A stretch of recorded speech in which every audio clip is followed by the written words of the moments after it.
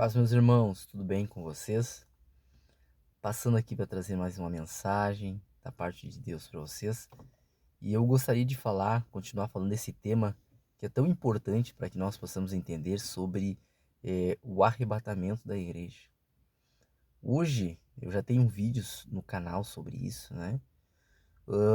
Hoje nós já temos entendimento de que Jesus, Yeshua, né, o Yehoshua, que ele vem somente depois dos últimos 7 anos, como predito pelo profeta Daniel, lá no capítulo 9, verso 24 ao 27 do livro do profeta Daniel.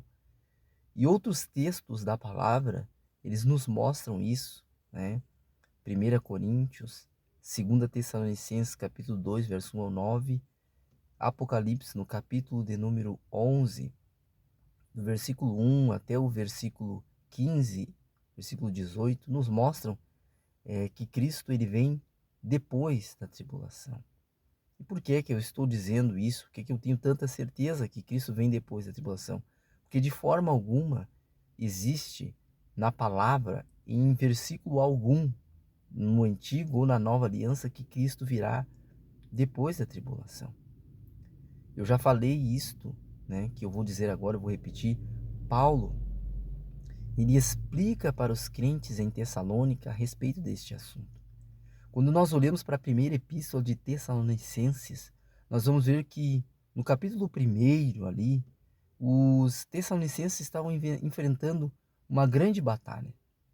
Em 1 Tessalonicenses, no capítulo 1, a partir desse tempo que Paulo envia a primeira carta, os crentes de Tessalônica eram crentes fiéis. Eram crentes que demonstravam uma devoção a Deus muito forte. Mas, por causa dessas perseguições, lá no capítulo 1 de 2 Tessalonicenses, nós também vamos ver que eles continuavam fervorosos. Porém, haviam lobos que estavam se infiltrando no meio deles. E Paulo, sabendo dessas notícias, ele escreve a segunda epístola para esclarecer a respeito do arrebatamento da igreja, da segunda vinda de Cristo e o arrebatamento da igreja.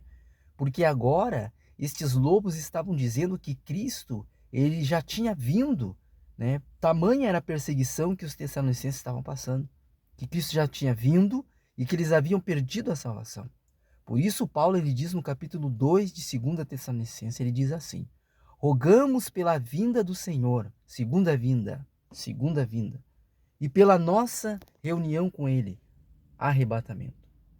Veja que Paulo ele cita dois atos distintos, com nomes diferentes, mas que acontecem ao mesmo tempo. Sim, talvez frações, milésimos de segundo, de tempo diferente um do outro, mas acontecem no mesmo dia. Não existe esta história de arrebatamento nas nuvens, sem ninguém ver, as roupas caindo no chão, os carros batendo, o avião caindo. Isso não existe. Isso foi algo inventado. Isso é algo enganoso, é doutrina do diabo.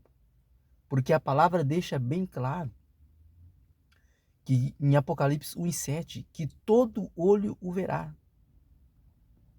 Ele virá visível sobre as nuvens. Mas foi inserido isso na mente das pessoas em Tessalônica, e Paulo teve que escrever essa segunda epístola e combater esta mentira. E ele disse assim: olha, nós estamos rogando pela vinda do Senhor, pela segunda vinda e pela nossa reunião com ele. Eu estou orando. Mas não será assim, ele disse, Paulo disse. Paulo disse: antes virá a apostasia e a manifestação do homem do pecado. E Paulo explica: olha, não se deixe enganar, nem por carta, nem por epístola, nem por qualquer palavra, como se de mim vocês tivessem recebido. Porque alguém estava tentando falsificar, provavelmente, as assinaturas de Paulo, os escritos de Paulo, tentando se passar por ele, porque é assim que Satanás faz. Ele tenta se passar por anjo de luz, mas ele perdeu esse cargo. Ele perdeu essa patente. Ele perdeu essa autoridade. E agora, ele mais do que nunca é o pai da mentira. E ele anda por todos os lugares, principalmente no meio religioso. Sim, no meio religioso, nas igrejas pentecostais, neopentecostais, seja lá qual for a denominação, ele tem disseminado heresias, mentiras, levantado falsos profetas que farão parte da besta que sobe da terra, que tem 2 chifres, corpo de cordeiro, mas fala como dragão. Tem aparência que é de Deus, mas fala mentiras, prega mentiras, heresias, deturpa, distorce a palavra, e Paulo combateu ferozmente esses enganos, essas heresias. Antes da manifestação de Cristo nos céus e que ele descerá visível e vai pisar no Monte das Oliveiras, Atos dos Apóstolos fala que quando Jesus estava sendo assunto ao céu, os discípulos ficaram paralisados olhando para cima. E 2 varões pararam do lado de Cristo, pararam e disseram para eles assim: varões galileus, por que estáis olhando assim para o céu, fitos? Este mesmo Jesus que vocês estão vendo subir, ele voltará da mesma forma, neste lugar. Jesus voltaria sobre o Monte das Oliveiras.